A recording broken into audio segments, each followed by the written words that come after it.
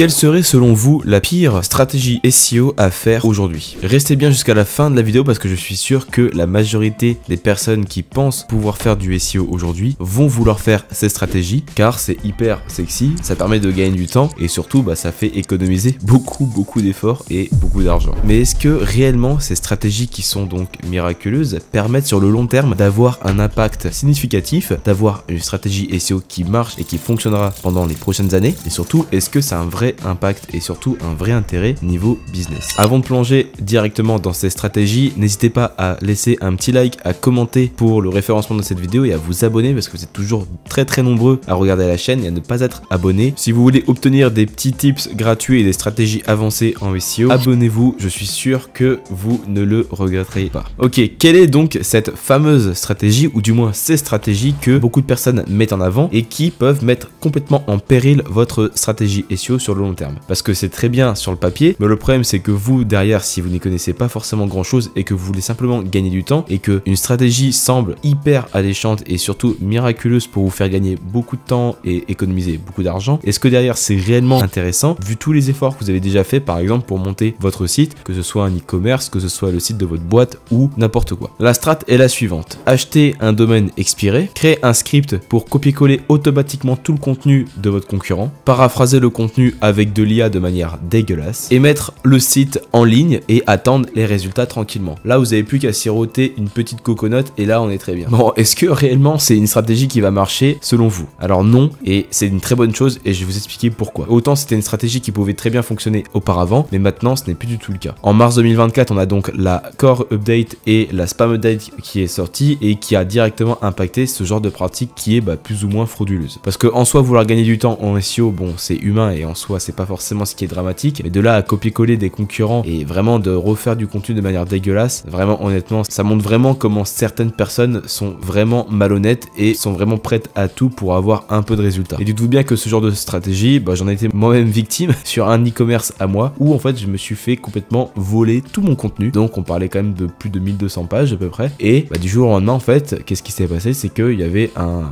concurrent qui avait fermé boutique et une autre personne qui était donc malhonnête. J'en ai déjà parlé dans une précédente vidéo une fois, mais cette personne là a racheté ce domaine expiré donc d'un ancien concurrent à moi, a paraphrasé tout mon contenu avec des scripts dégueulasses, a refait complètement les mêmes URL, les mêmes constructions, tout mais de A à Z, et cette personne là pensait idéalement qu'elle allait pouvoir ranker comme ça de manière totalement gratuite, ou du moins que ça allait prendre le moins de temps possible et surtout que ça allait comme par magie lui rapporter des ventes. Bon, dites-vous bien que c'est une stratégie qui pouvait marcher encore il y a peut-être on va dire 5-7 ans ou voire 10 ans, maintenant ce n'est plus du tout le cas et franchement honnêtement c'est vraiment une très bonne chose. Alors si honnêtement vous voulez gagner du temps en SEO, il y a plein de manières différentes de le faire, mais en tout cas ce qui est sûr c'est que la meilleure manière de faire du SEO, que ce soit en 2024 ou pour les années futures, c'est de faire et de suivre les règles du jeu. Parce que les personnes qui justement utilisent ces pratiques, qui donc font par exemple donc de l'auto-blogging, ça permet réellement donc de créer des contenus automatiquement avec l'IA à partir d'une base de données, donc de mots-clés ou quoi que ce soit, que l'IA va utiliser pour générer des contenus en masse sans forcément comprendre l'intention de recherche, sans forcément vouloir aider l'internaute. Derrière, à votre avis, est-ce que ça va marcher? Franchement, non, pas du tout. Donc c'est quoi la stratégie vraiment précise? C'était très simple, mais c'était en fait d'aller acheter un domaine expiré. Donc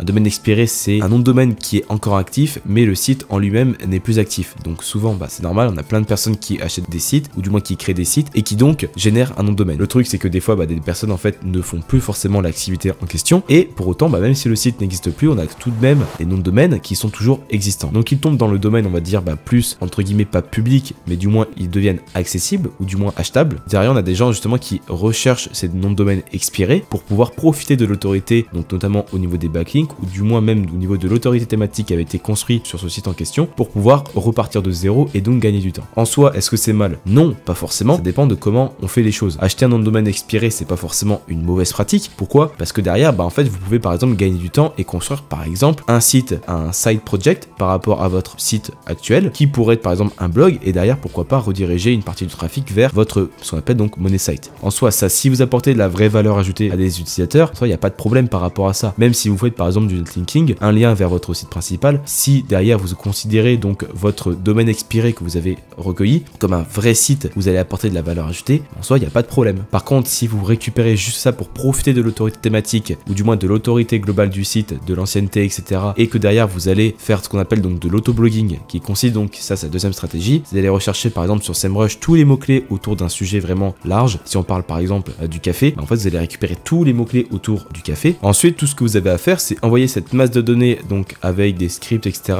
le relier à l'IA, et l'IA va créer des contenus automatiquement par rapport aux mots-clés. Et va même pouvoir vous faire des variations de mots-clés. Donc par exemple, café plus, j'en sais rien moi, ville, il va vous faire un contenu par rapport à ça. Et donc derrière, en fait, ça fait une masse de contenu incontrôlable et surtout vraiment gigantesque. D'ailleurs, honnêtement, moi ça m'étonne encore aujourd'hui que certaines personnes pensent que c'est une stratégie viable sur le long terme, sans déconner. Parce que en fait là, je sais pas si la strat en elle-même c'est vraiment de booster un site très rapidement et par exemple après de vendre des places donc de liens. Bon, à la limite ça peut se comprendre, mais en tout cas c'est vraiment fait de manière dégueulasse, donc c'est pas forcément très intéressant. Ou alors si c'est vraiment, imaginons, un vrai site qu'on souhaite développer, je comprends pas du tout la stratégie honnêtement. Donc s'il y en a qui font cette stratégie, écoutez, expliquez-moi dans les commentaires. Moi honnêtement je vais pas vous mentir, j'ai jamais fait ce genre de truc, ou du moins pas de l'autoblogging en tout cas. Mais que je comprends pas, c'est vraiment la façon de vouloir faire vraiment vite les choses et de se dire en fait que ça va passer en croisant les doigts. Bon, j'ai jamais vu quelqu'un créer une entreprise se dire bon ça va passer, on croise les doigts. C'est un petit peu théorique pour moi, ou du moins je trouve ça un peu dommage d'avoir cette vision là du SEO, et c'est vrai que ça me dégoûte un petit peu honnêtement, parce que je trouve en fait qu'on a beaucoup de choses à faire, et toutes les personnes justement qui profitent de ces pratiques plus ou moins frauduleuses ou du moins entre guillemets black hat, je trouve ça dommage et c'est pas forcément hyper intéressant, et c'est pas comme ça que je vois l'avenir donc du SEO, que ce soit sur Google ou autre d'ailleurs. Alors dites-vous bien qu'avec toute la masse de contenu,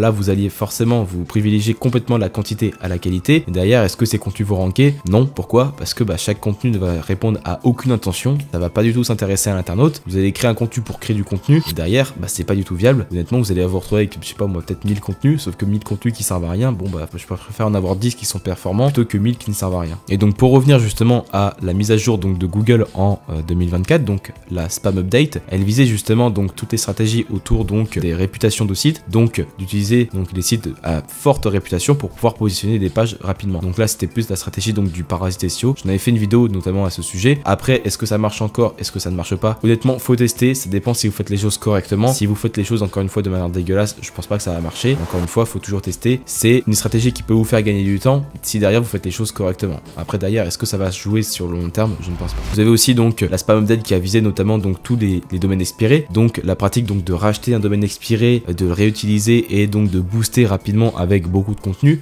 Ça également c'est quelque chose qui a été visé donc par la spam update, et en soi je trouve que c'est une très bonne chose en soi pour justement limiter l'impact donc de ces stratégies qui sont pas forcément très éthiques. Et enfin, la dernière stratégie qui a été visée, c'est vraiment le fait de créer du contenu de manière abusive et de le scale à grande échelle. Toute cette stratégie là donc c'est visé notamment par les contenus qui sont créés par IA mais qui sont donc eux à faible valeur ajoutée et qui n'ont aucune valeur à délivrer sur un moteur. Donc ces trois stratégies ont été visées forcément par la spam update, et c'est une très bonne chose. On en a fait une vidéo justement à ce sujet où je vous en dis un tout petit peu plus, mais en tout cas je peux vous dire qu'aujourd'hui, si vous pensez que le SEO c'est vraiment aller beaucoup plus vite que les autres et forcément ne pas respecter les règles du jeu, vous allez droit dans le mur. Même si aujourd'hui on a de l'IA, même si aujourd'hui on a beaucoup de stratégies pour gagner du temps, pour économiser de l'argent, notamment avec l'IA, il n'y a pas de souci. D'ailleurs, il faut quand même faire les choses correctement, parce que c'est la meilleure manière d'avoir un business périn sur le long terme, plutôt que d'avoir un site qui va avoir une forte courbe sur SEMrush de trafic et qui derrière va retomber aussitôt au bout de quelques mois. Pour moi, c'est pas intéressant. Alors qu'est-ce que vous devez faire comme stratégie? En l'occurrence, ne pas faire comme la personne qui a voulu piquer l'un de mes sites, ou du moins qui a volé tout le contenu de mon site comme ça, gratuitement on va dire. Bon, ça forcément c'est pas la meilleure solution, à savoir que je peux vous dire un truc, c'est que ce site aujourd'hui, même s'il a eu un petit boost au début pendant 1 ou 2 mois, c'est un site qui est complètement mort aujourd'hui, et c'est d'ailleurs tant mieux, et c'est une très bonne chose pour moi. Et pour autant, j'avais un site moins, entre guillemets, avec moins d'autorité que le site de mon ancien concurrent. Donc qu'est-ce que vous devez faire? Très simplement, c'est de suivre les règles du jeu. Je vous invite à suivre et à regarder des précédentes vidéos justement sur les stratégies notamment que vous pouvez utiliser en 2024. On parle notamment d'autorité thématique, de dominage interne, de choisir donc les bonnes requêtes et plein d'autres stratégies que je pourrais vous détailler dans d'autres vidéos. Mais en tout cas, rappelez-vous que si vous voulez gagner du temps, en tout cas vous pouvez quand même utiliser l'IA, il n'y a pas de souci, mais encore faut-il le faire de la bonne manière. Et donc j'en profite pour faire une transition pour vous parler donc du programme que j'ai lancé justement, qui s'appelle SEO Bolt, et qui donc vous aide à créer du contenu alimenté donc par l'IA pour gagner du temps, où je vous explique complètement mon process, comment moi je suis passé donc de 3 heures de rédaction en moyenne par contenu en 2017 à peu près 20 à 30 minutes pour délivrer quelque chose de très qualitatif qui va se rapprocher le plus d'un humain, et du moins qui va vraiment apporter une valeur ajoutée à l'internaute. Et ça c'est le process que je mets en place depuis un an et demi, où j'ai vraiment peaufiné, et ça m'a permis de lancer des sites, de les ranker, même sur des thématiques qui sont assez concurrentielles. Je veux dire que ça marche vraiment très très bien. Donc si vous êtes intéressé, vous avez le lien dans la description. J'espère J'espère que la vidéo vous a plu. Encore une fois, si vous pensez aujourd'hui que le SEO ça arrive vraiment à ce genre de pratique, c'est que vous n'avez rien compris et je trouve que c'est pas forcément plus mal que des personnes qui sont pas forcément très éthiques soient punies entre guillemets par ces core updates ou ces spam updates. Je trouve que c'est une très bonne chose pour laisser la place aux personnes qui apportent de vraies solutions et qui apportent de la vraie valeur aux humains, tout simplement. N'hésitez pas à laisser un petit like, à commenter pour partager votre avis. Moi, je serais ravi aussi d'entendre votre avis sur ce sujet. Si vous pensez par exemple que c'est une bonne chose, ou du moins si vous avez déjà fait cette stratégie, partagez-la en commentaire. On peut en parler, il n'y a pas de problème. Le débat est ouvert, donc voilà, il n'y a pas de souci. En tout cas, voilà, n'hésitez pas à laisser un petit like et à vous abonner si ce n'est pas déjà fait. Et je vous dis à très bientôt pour une prochaine vidéo sur le SEO. Ciao.